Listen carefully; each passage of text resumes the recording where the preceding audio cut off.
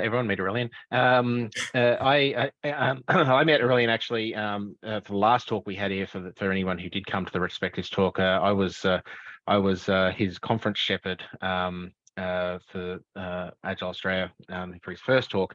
I'm not sure if it was a good or bad experience for Aurelien, but nonetheless, I got to know him and give him some feedback on his talk. And I often shepherd a lot of talks over the years.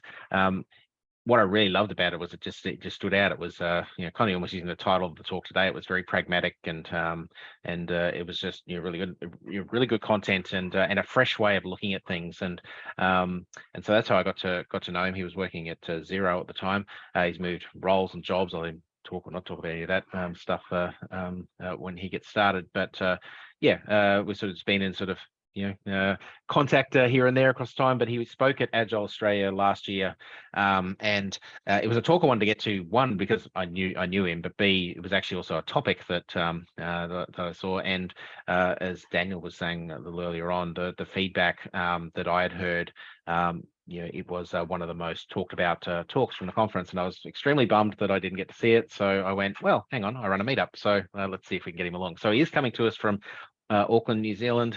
He is luckily not knee deep in water or blown off the island or shaken off the island. It's been a horror week for folks in New Zealand, so we do appreciate him being here and at the time zone, because it's middle of the night for him. It's what be 6:30, 9:30 at night. So thanks for staying up to be with us, Aurelien. But I'll let you take it from here. And everyone enjoy Pragmatic OKRs. And thank you for being here, Aurelien.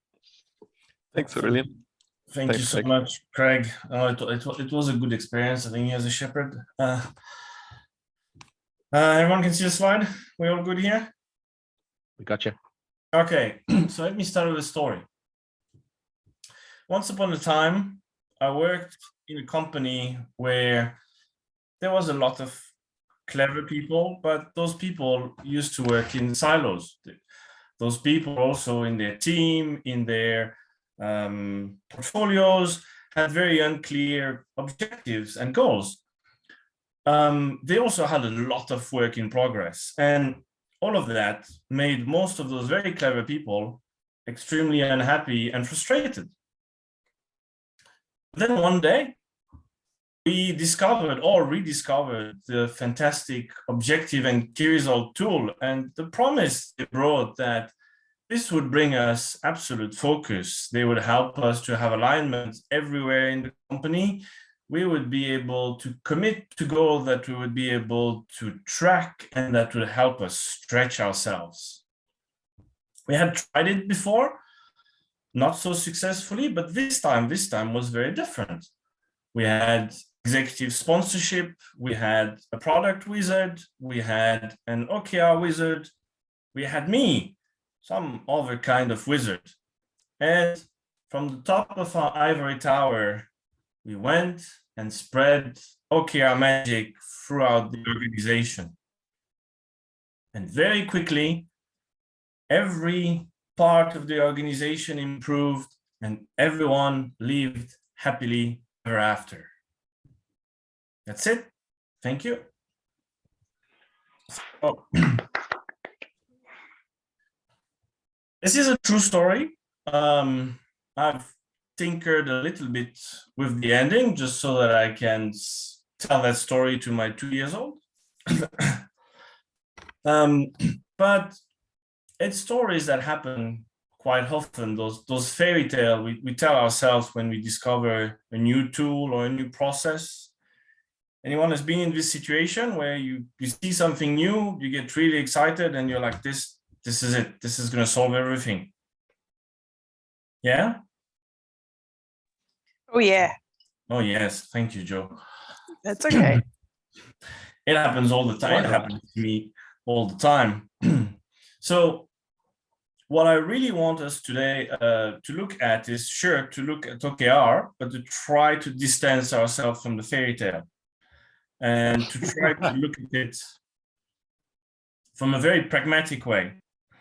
So before we go into that, I do need to define a little bit what pragmatic means, because that's not as obvious as it might seem. So pragmatism is a way of thinking. It's a philosophy that says that you should evaluate beliefs or ideas based on their usefulness, not based on how correct they are. It basically says that it's better to believe in something that is useful than to believe in something that is true.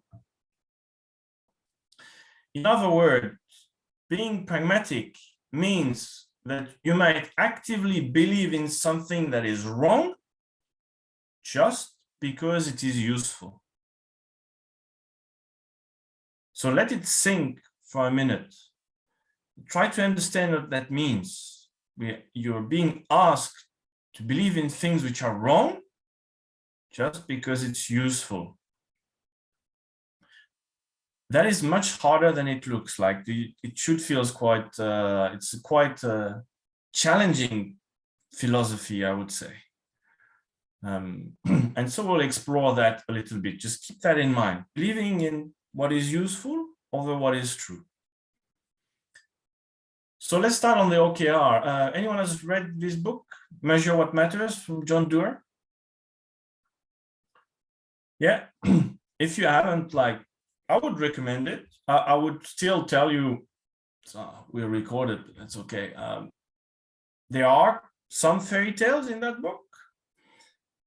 There are things that might be a bit outdated, but nevertheless, it's a very good grounding and based on what is OKR, where did they came from, what's the story around them. And in that book, you will get a good definition that, OKRs have two parts: the objectives, which are the what, the goals, what we want to achieve, what we want to do.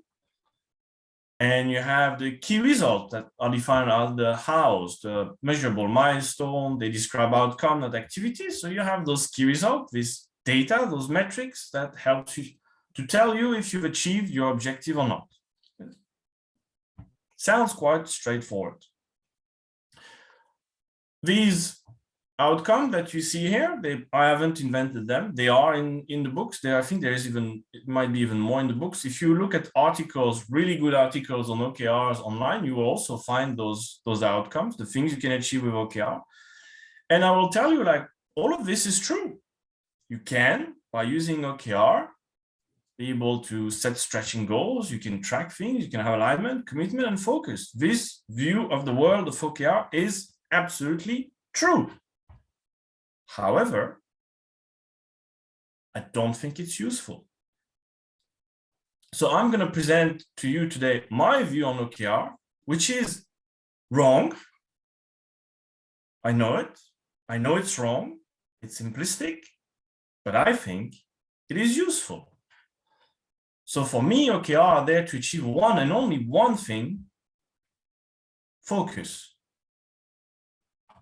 However, you can't achieve focus directly, or OKRs indirectly target focus by helping you focus on two things, two pillars that I call alignment and data.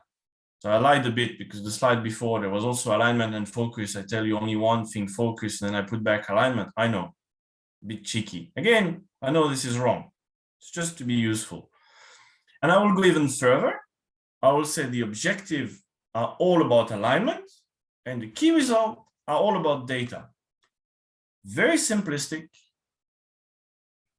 At least for me, it's useful. So let's dig into that, and let's start to go into the alignment.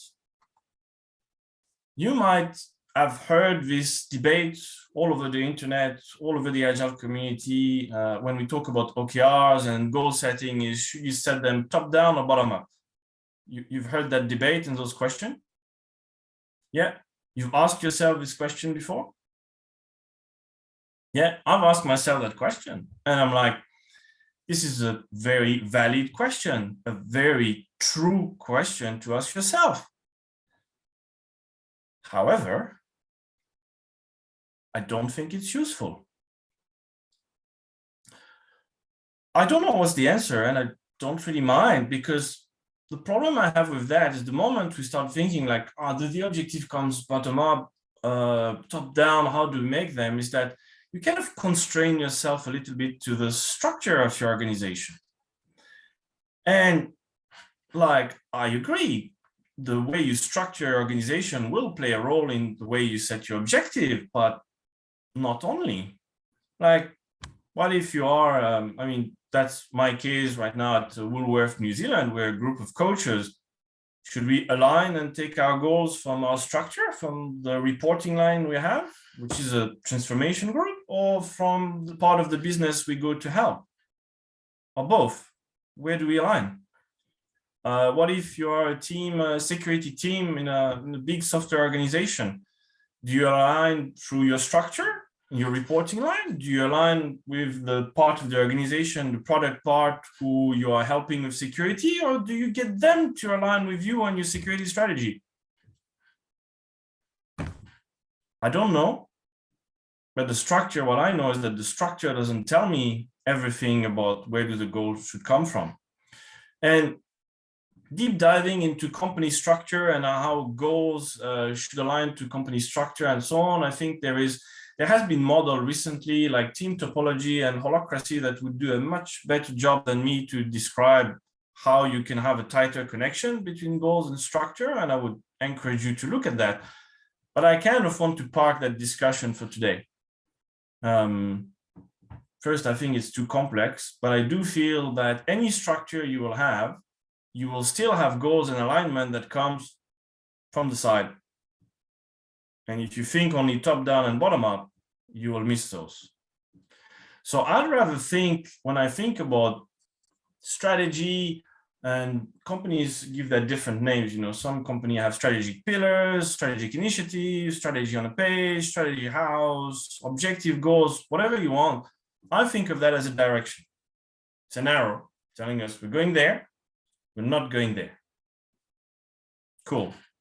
Those directions in the organization, there's probably several coming from different part of the organization, are giving different arrows, different direction.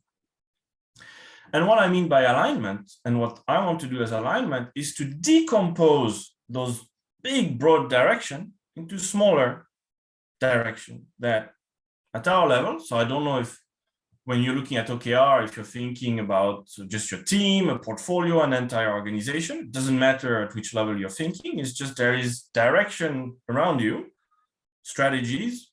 If you are in an organization where there is OKRs everywhere, that big direction would be an OKR itself that you align to. If not, might be something else. It's okay. But what we're trying to do is to take those directions and decompose them into smaller ones that, for us, where we are in a team, in a portfolio, in a tribe, whatever you want, make that manageable.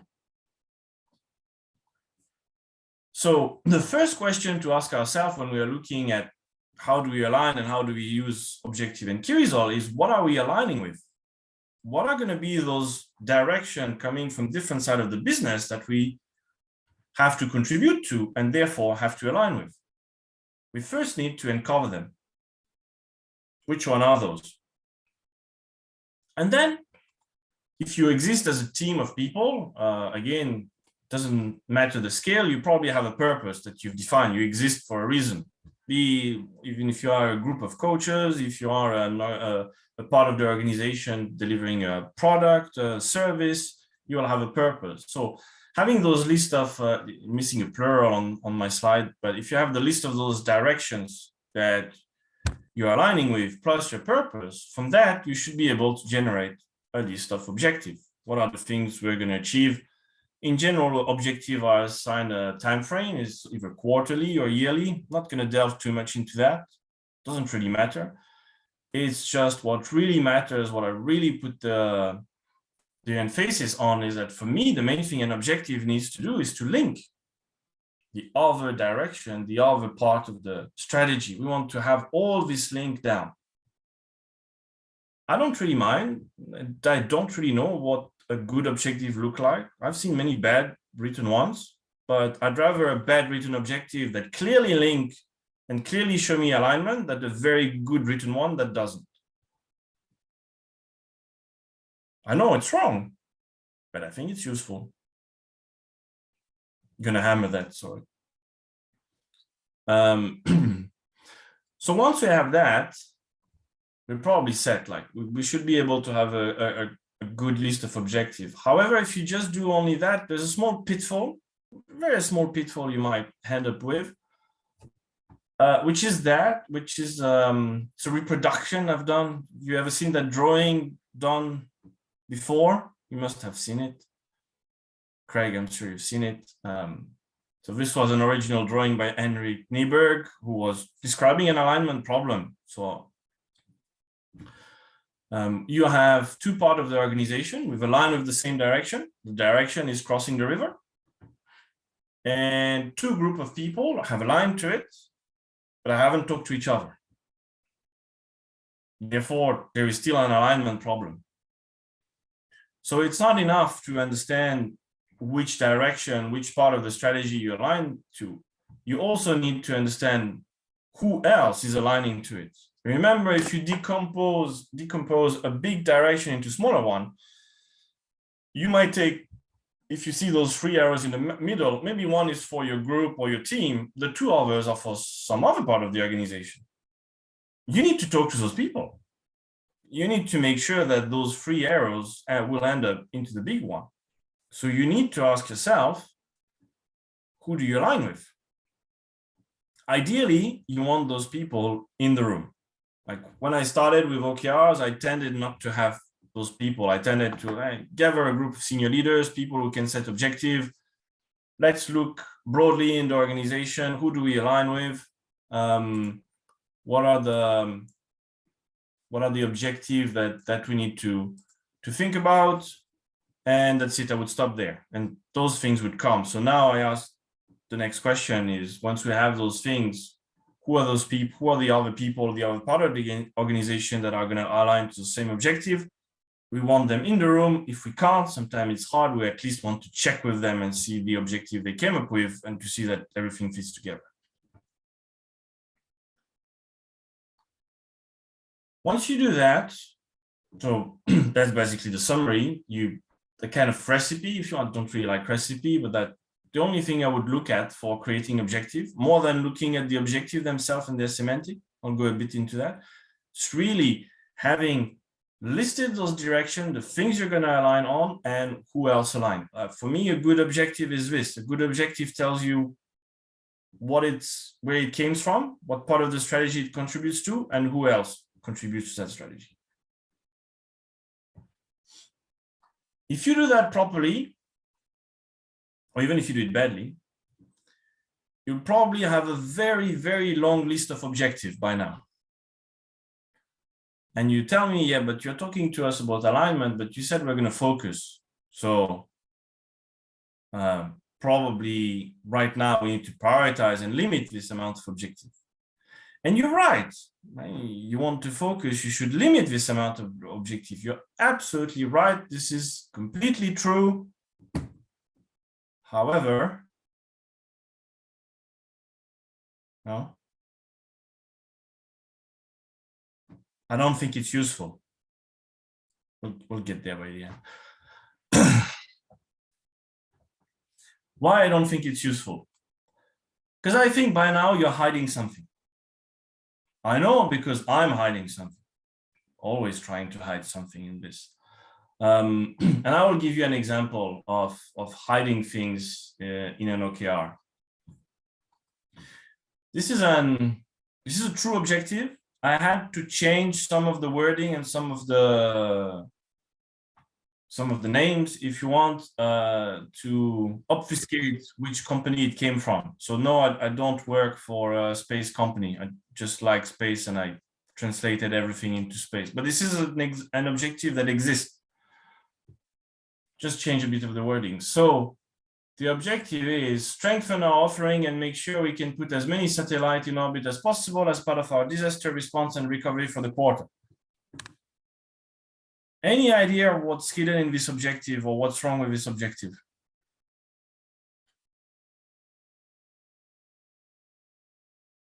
There's too many bits. Right? There's strengthen and make sure, as many, as part of, and recovery. It's like too many bits. At least easily, like without breaking a sweat, I count at least 3 different objectives.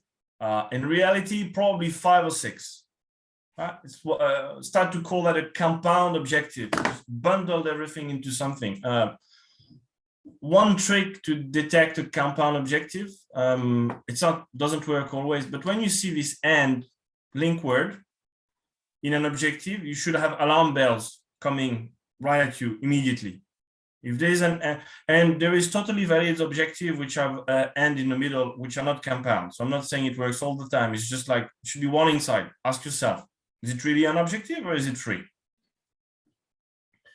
Those big objective that hide a bunch of objective, and there is other way that that you can hide objective.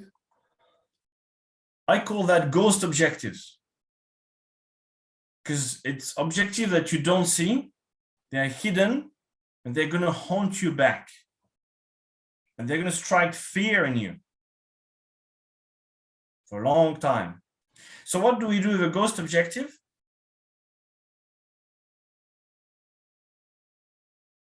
Yeah, we bust them. We do some ghost busting of OKRs. So how do we do that? I just give you a technique. When you see an and keyword, Love it. Thank you. When you see an and keyword, you should at least ask yourself the question, see if you don't have a compound objective. But one thing I want to go into is, you might have heard as a good practice, even I wouldn't even say potentially it's even considered a best practice, that a good amount of objective is between 3 to 5. Yeah. Who here has done a workshop where you or someone physically limited the space on the board, on a mirror board, so that there is only 5 boxes, so that the group cannot come with more than 5 objectives? I've done it. You've done it, Craig? Yeah. Joe, you've done it. Thank Yeah. And you should, right? This is correct. This is absolutely correct. You should do that. However, I don't think it's useful. I actually think now, and I've done it for a long time, I'd rather you have 10 or more objectives and absolutely everything is clear and stated than having 5 objectives and having a couple of ghost objectives in the background. Again, they're going to haunt you back. The way you bust objective is not by killing them, is by making them visible first. I know I'm promising focus and I'm just expanding the scope every minute. We'll get there. But yes, I've worked and I'm still working, started to work with the marketing department probably almost a year ago. And at the beginning we had 5 objectives. And then after looking and looking, there was one of the objectives that was just too big. You could put everything in that objective. Anything would go. It was so big. So it was hard, but we took the decision. We broke it into 3 objectives. Therefore, from 5, we went to 7 and then to 8. And we know it's too much. But now it's visible. Now we can think around them. Now we can try to have discussion around what we can remove. Before we just couldn't. The other thing you might have heard is that it's extremely bad practice to reverse engineer an objective from an initiative, right? If you need to go from objective, you define your objective, and then you define your initiative. And if an initiative, something you're doing, a piece of work, can't be linked to an objective, to an OKR, then most likely you shouldn't do it. And again, you're right. This is correct. However, no, don't think it's useful. On the contrary, now I advocate to reverse engineer all objective from initiative that lies around. Why?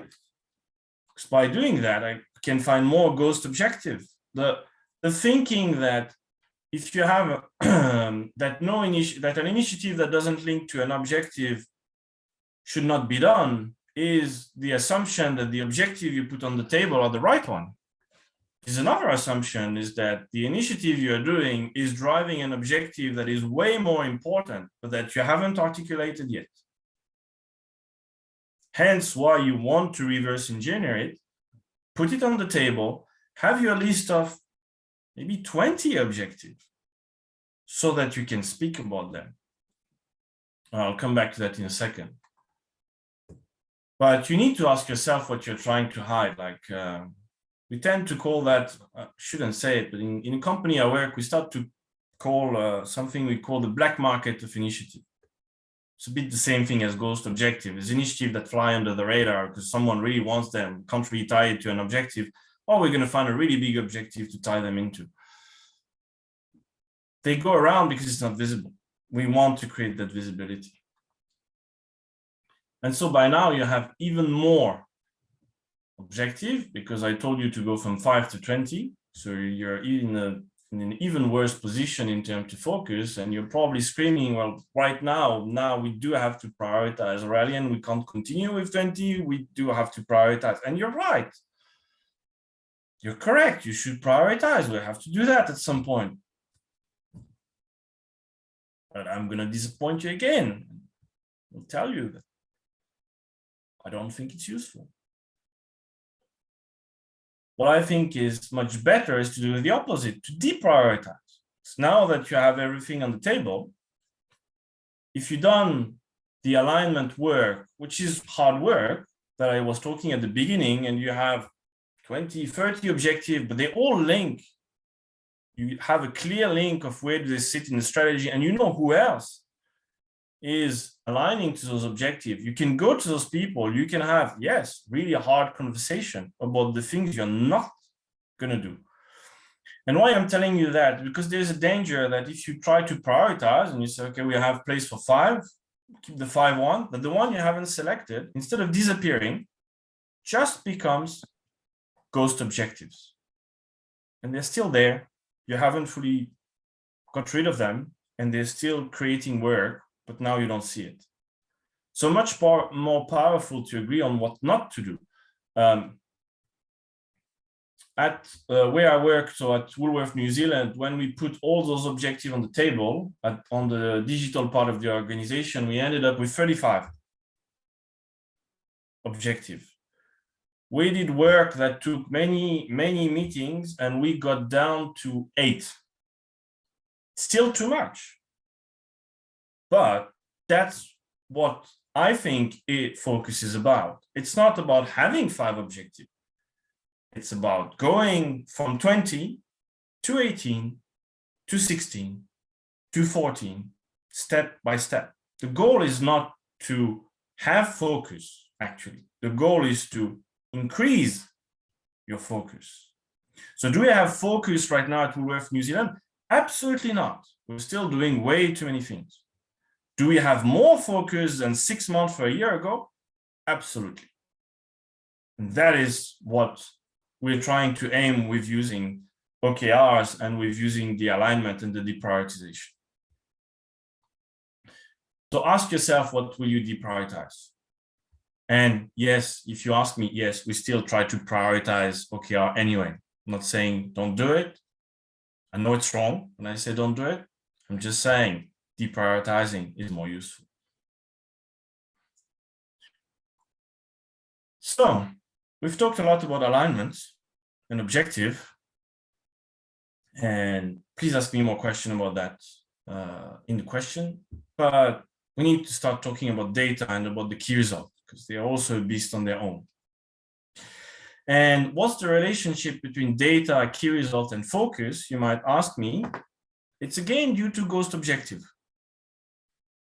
You want to make sure that you're done with your objective. Because if you're not really done, or if you think you're done and you're not, what are you going to do? You're going to choose another objective, and you're going to start some work. But if your other objective are not done, they're going to come back as ghost objective. You've now hidden them by pretending they're done when they're not. So you need to have very good metric in place to be able to know that whether you're done or not.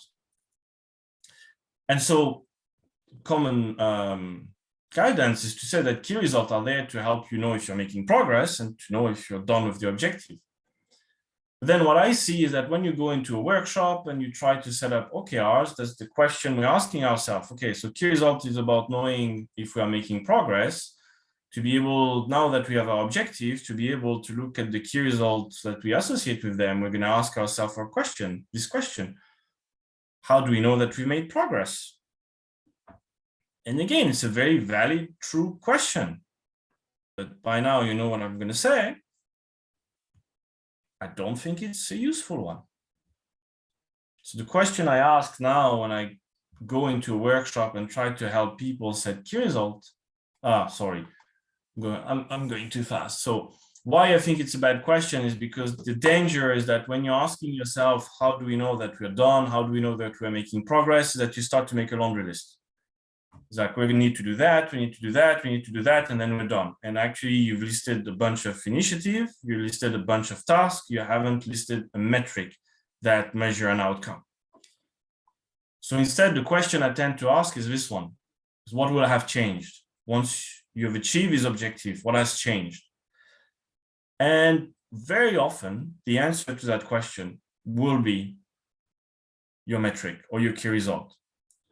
So an example I have is I was working with a group of technology people who had an objective around observability, and I can't remember exactly what was how the objective was written, but something about different observability of platform and things like that. And when they started to write their key result, the first key result they came up with was like, we have written documentation for the top 7 platform, blah, blah, blah, blah, blah. So that is not key result. That is a to-do list.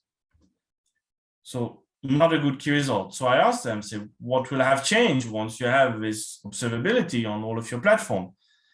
The answer, well, we will be able to detect the bugs before the customer do. There you go. What is the proportion of bugs which are detected by customer versus the one we detect? Excellent metric. And we had that metric. It was readily available. It was there. We could put it up. We knew where we are at in the percentage, and we could set a target. This needs to be reduced there. Done. That is almost the fairy tale thing. In general, what happened is when you answer that question, which is, I'll be honest here, no usefulness, no truth, or actually pure truth. What I would say is the biggest problem with OKRs and adopting OKRs is that the metrics you need, the data you need, you don't have it. You answer the question, you find the good metrics you should have, but you don't have that data. And to get that data, you need to invest. And that's where it starts to be tricky. And I don't have a magic wand and a recipe for that, apart to telling you that if after going through that exercise, you're like, we probably need a whole quarter or 3 months just to get the baseline on the metric, it's potentially worth doing it, but it's sometimes a hard sell to the rest of the business. We put an objective for us as coaches at Woolworth New Zealand for a yearly objective, which was something around sustainability, or knowing that we can cover more ground in the organization and something. And we thought a long time, but one of the key results we came up with was like, surely if we're able to cover more ground, we should be appearing in our initiatives more at the system level, organization level, than playing with within the squads and doing this type of work. So we invested, took us a whole quarter, not doing only that, but for a whole quarter, we kind of created some rough categories of the type of work we're doing. And we ask ourselves, roughly in percentage, where are we spending our time? Took us a whole quarter to get that data. Then we had a baseline. Then we were like, okay, we're spending too much time on those type of work. What can we do to reduce it so that we have more time to do this type of work? Very useful metric, very useful things, but we had to spend time just to get the data. And there's no shortcut for that. Sorry. I'll try to speed up a bit on that, but that's interesting but complex. Ask me more questions about that if you want to know more. But one thing about key result also is that you really want a key result that you can act on. So we talked about decomposing objective into several objectives. So if you want, there is a kind of, you kind of create a hierarchy of objective. You kind of also want a hierarchy of key result, which are attached to those objectives. What I see sometimes, there's a key result on the main objective, and it goes down to the objective under. There is cases where it can work. Most of the time it doesn't. Just if you need another group of people, which is not you, to do something so that your key result move, most likely you have the wrong key result. You want something you can act on. If there is 3 teams that need to do something to move a key result, most likely what that means, those 3 teams align to the same objective, and the key result you're talking about is on that objective, not on the one under. So you have something like that as a hierarchy. And what we're saying, and which is also kind of tricky, and would lead into a much longer discussion that we wouldn't have time to go on today, is that if you have one objective with a bunch of key results, and you manage to decompose it into 3 different objectives, so there is 3, let's say, portfolio who are aligning to that objective, and they have their own objective. If those 3 objectives, those 3 portfolio have ticked all their key results and therefore succeeded in the objective, you assume that the one on top is also complete, but you need to check. Because what you're actually doing when you're decomposing an objective into several smaller, you're taking a bet that those 3 objectives are going to lead you to the bigger one. So when you check your key result, your objective, you're looking at, are we making progress? Are our key result moving? You need to look at the objective at your level, but you also need to look at the key result of the objective, if you've linked to an objective, that you've aligned with. Because if those key results are not moving, you've chosen the wrong objective at your level, which is fine. You just need to switch strategy. This is very, very, very tricky when you have long lagging key result. We have that with the marketing team I work with. We have at the very high level key result, which are all about customer perception, that we know take sometimes 6 months to 12 months to change by 1 digit. So therefore we do a bunch of initiative, and then after 6 months things changes. So we still have the link, but it's really hard to be able to know if the objective we are putting unders are really shifting the dial right. We can see it in the long run, but immediately we can't. And we struggle to find proxy metrics that could give us early warning. It's still a good practice for us to look at and say, well, actually, all what we did the past 6 months is not enough. We need to change tactics. Still good information. Another thing you might, or something I see a lot is like when we start to talk about key result and metrics, is that people want to bundle a lot of metrics and use all the metrics they have, like measure as much as possible, right? We want as much data as possible. We want to measure everything. We want to see everything. Yeah? It's true, right? Yeah? And it's useful. Yes, of course it's useful. Of course you should measure everything. The only thing is, yes, you should measure everything. Yes, you should measure as much thing as possible and as much data, but not all of that data should end up in a key result. Let me explain. This is a view which is wrong. I know. Simplistic. I'm not a pilot, but it's just a useful analogy. So when a pilot is trying to bring a plane from one point to another point, they're really trying to, a pilot will try to act on only 4 metrics: the altitude, the airspeed, the vertical speed, and the heading. That's it. That's the only thing they're going to try to change. In a different phase of the flight, they will try to change them differently. However, on the cockpit, there is data everywhere. It's just to make sure the plane is healthy, that it's not falling. but it's not data that you necessarily expect to change or want to change actively. It's just data you're keeping an eye on to make sure everything is fine. So I tend, and I think actually Google also call it like that, I tend to call that health metrics. You can call that performance metric. This is what it is, right? You know, you performing, is your engine, is your organization performing well? And they are very important to look at. You want to know that you are healthy. They don't have to be in a key result, in the sense that a key result is something you want to actively change. Again, you want to change the vertical speed as a pilot, but if the pilot sees that there is a fault in an electric system, they will act on it. If your health metric are sending warning signs, you want to change your objective immediately and do something about it. And the thing sometimes which is difficult is that actually metrics, data can move from being a key result to a period, from being a health metrics, move into being a key result for a particular objective, and then move back into a health metric.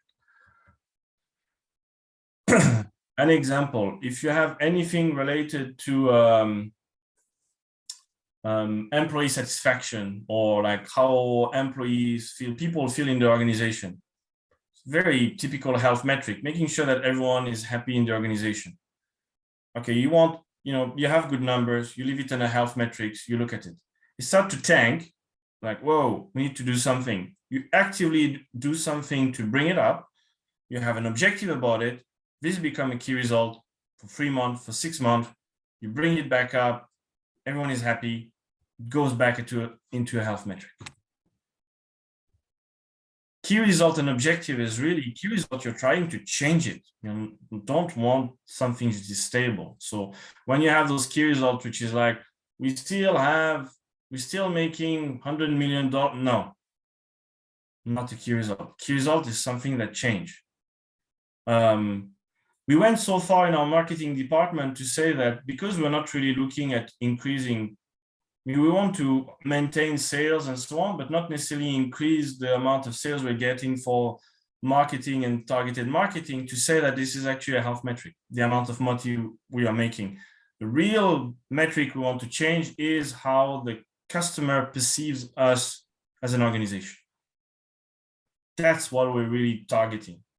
We still need to make money. It's health metric.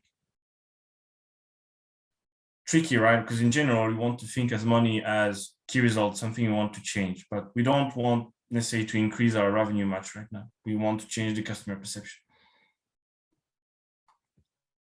So when you're looking at key results and OKRs, you also have to think at other metrics you look at. Your OKRs is a bunch of, although your key results are a bunch of metrics, that shouldn't be the only metrics or the only data you look at. Look at as much data as possible. It's telling you something. So to wrap up, these are 6 of the questions I think you should ask yourself when thinking about OKRs and how to approach them. I'll leave them there for a second. Again, remember my simplistic view that for me, OKR is all about focus. Objective is about helping getting alignment. Key result is all about data.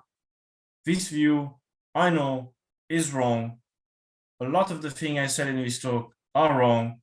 The only thing I'm hoping is that some of it was useful. And thank you. Thank you, Aurelien. Yay. That was really good. I don't think I'll look at Ghostbusters in the same way again. But I love the way that you can package things in a way that they can be quite memorable. That it's really easy to remember the concepts, and it's really practical things. I learned so much today. Thank you so much. I had one question for you. Yeah, I was going to say, John, just before we do that, I guess we will open up for questions. So feel free to raise your hand and we'll get to you, or fire in. So start with you, John. Yeah, no worries. Thanks, Craig. So the one question I had is on what are your thoughts on vanity metrics and the innovation metrics that you have in the lean startup? Is that something that you sort of does it fit within your view on OKRs? Oh, So I can't even remember some of the, so vanity metrics, give me an example, because this is getting late now. No worries. Yeah, sorry. It's probably quite a complex question. So vanity metrics is a sort of metric that you would apply to perhaps large companies that aren't really relevant for startups. So, for example, looking at revenue, number of customers, all that sort of thing. Whereas the lean startup is focused more on the metrics that you would have in order to measure the health of your of the way in which you are expanding. So, for example, looking at your decision velocity, looking at your what is another one that they had there? So looking at those types of metrics that don't necessarily translate into something that you'd measure for a large company, but perhaps from a startup point of view. Yeah, I don't know that I have a very set view. Like what I think is, I'm very black and white here to say, like, the more the merrier in terms of metrics. At least in terms of getting to some kind of view. What I dislike, so those kind of vanity metrics in terms of revenue and so on, what I dislike is that when they start to cascade down in the organization. So I think they should be there at the top level, because you want to look at that, you still want to make money and to look at that, but it's where I cringe is not necessarily when they are there, it's more when you see them, you start to divide you start to take, okay, we want to do $10 million revenue, so this portfolio you do 3 million, this portfolio you do 3 million, because that's just cascading the metric itself down the organization. That for me is a problem. And then I would say those more metrics of some of the metrics you said, I would see them a bit down in the organization, I guess. Yeah, it's a hard question for 10 p.m. guys. Yes, but it's really late for you. I'm not sure really. I just, the best answer I can give is that I love, but I'm a data freak, so I love data. The more I can see, the more I can get, the more it for me tells a story. Joe, cool. You got a question? Hey, yeah, great presentation. I love the presentation. So I'll have a crack at an hopefully easier question, but I can't get my head around it. So I've got 20 OKRs. What's the difference between prioritizing the top 5 and starting there with a prioritization versus starting at the bottom and deprioritizing and working my way up? So at least the problem it probably also depends on the scale of the organization, but often the ones who don't get at the top, for someone else in the organization, it is at the top, and they have a dependency to you to do so, or there is a dependency between you and them. So if you don't have a clear agreement that we're not doing it, the risk is that they come back to you, and so the initiative comes back through back channel. At least that's what we've observed a lot. While when you have a clear agreement that no, we're not going to do that, and everyone who has an interest in that has agreed on that, it still can come back. It happens sometimes, but you have stronger chance to, like, okay, it's gone. So I'm not saying don't prioritize. I'm trying to be a bit nasty, I guess, in this presentation in terms of provoking thoughts that deprioritization is stronger. Still try to prioritize if you can. Personally, I've seen deprioritization be much stronger than prioritization. We tried to prioritize objective and we had them in a nice prioritized list, and then we're like, why are we all working on objective number 8 and then we have no capacity for objective number 2? It's like, no, because it's important too. No, but we said this is more important. No, but that is important too. But we prioritized and endless discussion. While when we started to say this, and this we're not doing. Oh, that means we can't do that. Yeah, it means we can't do that. Much healthier conversation. So it closes out the dependencies with other people on you. So you get a better outcome across your organization rather than just assume people will realize you're not doing it somehow magically and think that you might, and live in hope that it might get up the top. What we're trying to do right now is to get to a prioritized list across the entire organization, because that then would hopefully prevent some of the things to come back. The reality is that it's really, really hard. It's when you have such large organizations, so many stakeholders, so many senior leaders, it's really, at least for us, has been really, really hard. While when we went into the opposite, say actually this and this we're not doing, this means that you guys here, you're not going to get this and this. We're like, oh, okay, let's talk. And was faster. Thanks.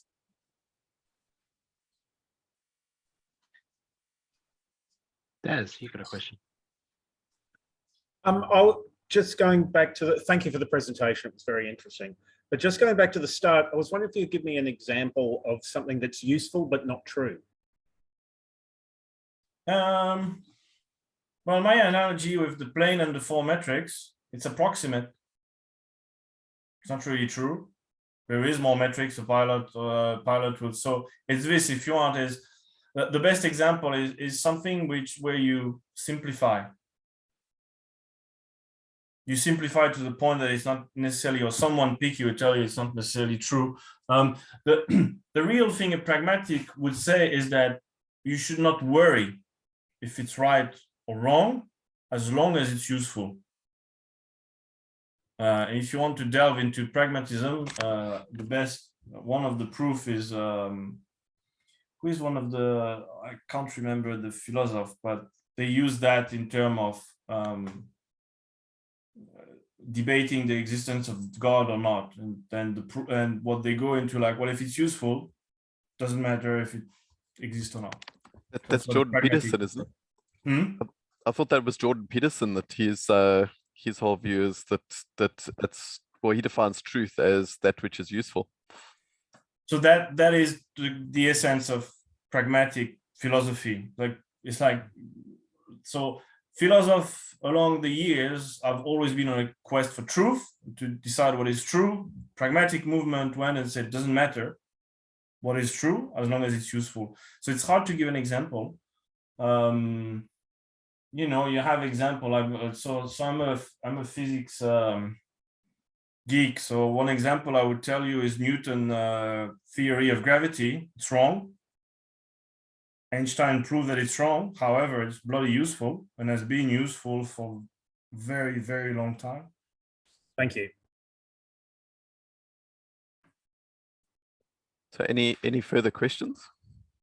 Yeah, Aurelien, one thing that I don't remember where I read this or heard this, but it's something in my my early journey of OKRs, and it may have been in Measure What Matters. I can't remember now, but somewhere I'd read or heard that the whole idea of the key results is that they shouldn't just be something you can get to. They should be something you stretch for, and that's always bugged me a little bit, because if you can't get to them, and like you were talking about before, you can't tick them off because they're too much of a stretch, then that's because people do like to check things off, right? That's why people like to move user stories to the done column. What's your thought on where you should put those key results? So I'm like, I don't mind, like, I like the idea of stretching, right? Of saying like, oh, it's such a almost a good way of thinking to say, like, if you achieve all your goals, that means you're not really trying hard enough, or they were not challenging enough. Therefore, you need to put things that are stretching. What I found is that, yes, you can use the tool to do that, but it's almost trying to solve another problem. And it's where you have, it's almost the beauty of it is that OKRs is trying to solve different problem. The problem I have with that is then it starts to get too complex. We focus a lot on the stretching and having the goals and so on, but then we don't have, like, for me at least, which has been the basics, is like really making sure we align in the company. So my thought is more like, I kind of see your point of view, and I don't disagree. I don't necessarily disagree with the people who are like, no, let's use it for stretching. My point is like, if it gets in the way of having clear alignment and focus, stop thinking about it. Don't, just make it simple. So again, make it wrong if you want in the term of the OKR philosophy, because I think it's even in measure what matters. And there was even, I think, Facebook who was like, if you achieve more than 50% of your objective, then you're not trying hard enough, or they're not set strong enough. It's like, I get it, but you're trying to solve another problem with the same tool. Let's make it simple. At least in the organization I'm in, we're not ready for that. Yeah, I'm with you on that. It's that you don't want them to be too easy, but you don't want them to be too hard either. So yeah, I'm with you on that. There's a couple of questions in the chat. What stories can you share about teams successfully employing pragmatic OKRs without clear OKRs from the top managers? That's from Wade. Whew. Pragmatic's OKR without clear OKRs from top managers.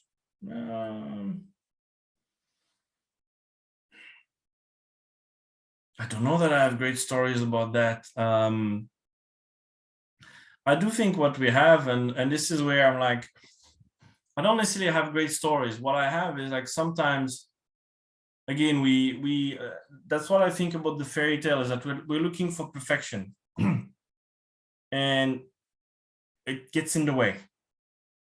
So yes, ideally you want playing pranks without clear OKRs from top managers. You do want those clear OKRs from the top managers, right? But if you don't have them, and sometimes, can I say that we have that right now?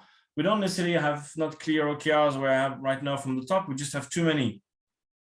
But it's like, okay, focus at your level. Which one do you really want to align with? Try to make it at your level a little bit better by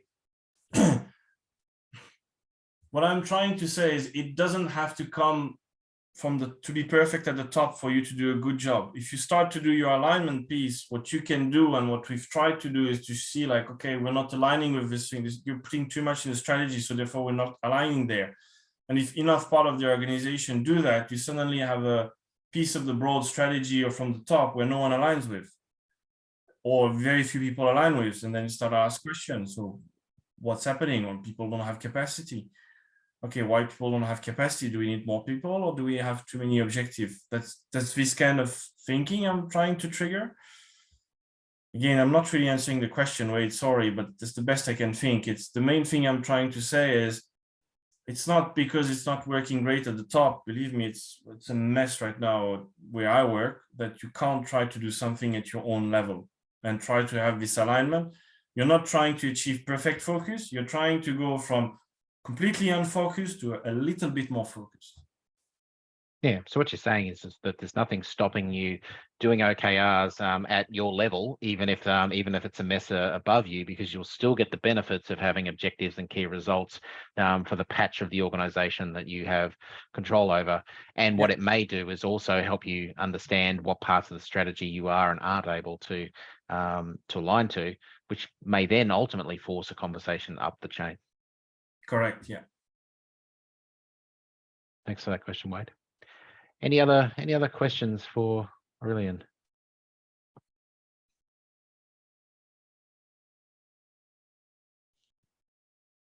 Something like that, yes. Perfect is the enemy of good. I used to want everything to be perfect. I've stopped now. Don't know if it's getting old or something. Is it because you've got a young child? It does a lot, right? It's like it's like you go from everything has to be perfect to, oh well, whatever, she's alive. That's already not bad.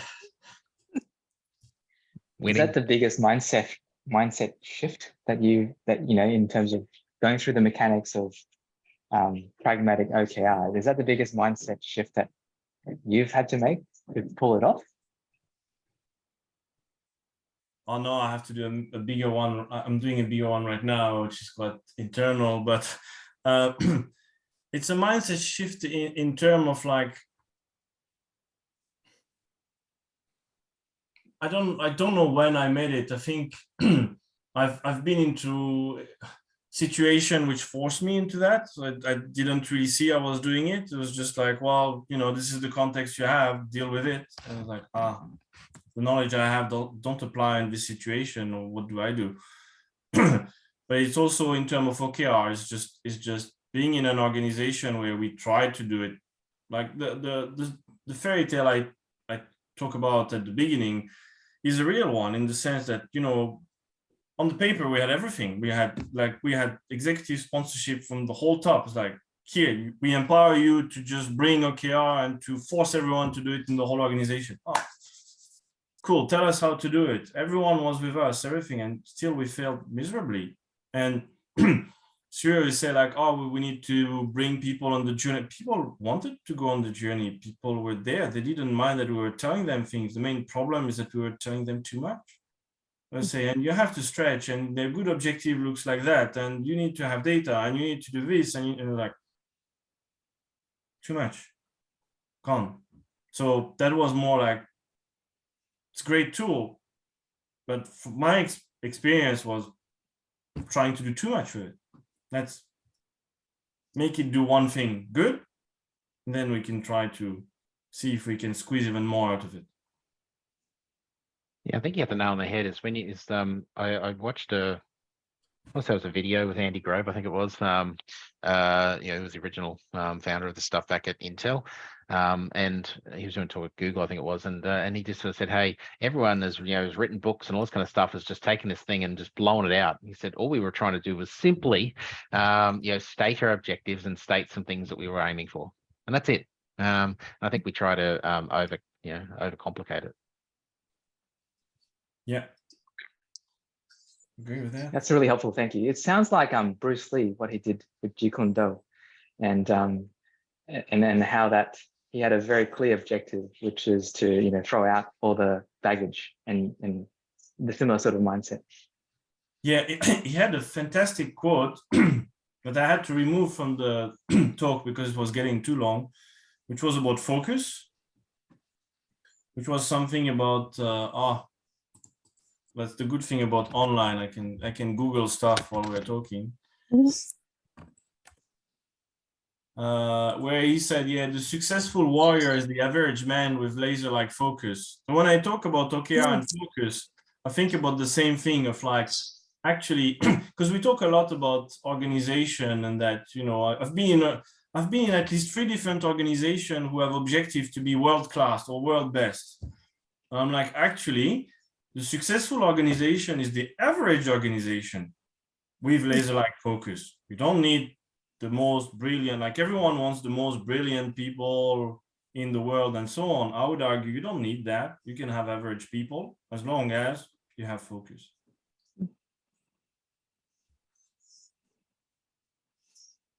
That's a great quote to end us out tonight, Aurelien. Please join me in thanking Aurelien. It's getting late for him as well tonight, so thank you for joining us. Great presentation. Thank you for having me. Aurelien, if people want to you know, find your stuff or talk to you further, is there a way for them to best contact you? I would say I'm LinkedIn right now, though again, like fatherhood has made my time, like I see message and then I forget to respond, and then I respond 1 week after, and I'm like, oh shit. So please, if you write and I don't respond, I'm sorry. It's just I used to have memory and she destroyed everything. Focus on different areas. That's all good. Yeah, it was a brilliant presentation. I really appreciate it. Thank you, Aurelien.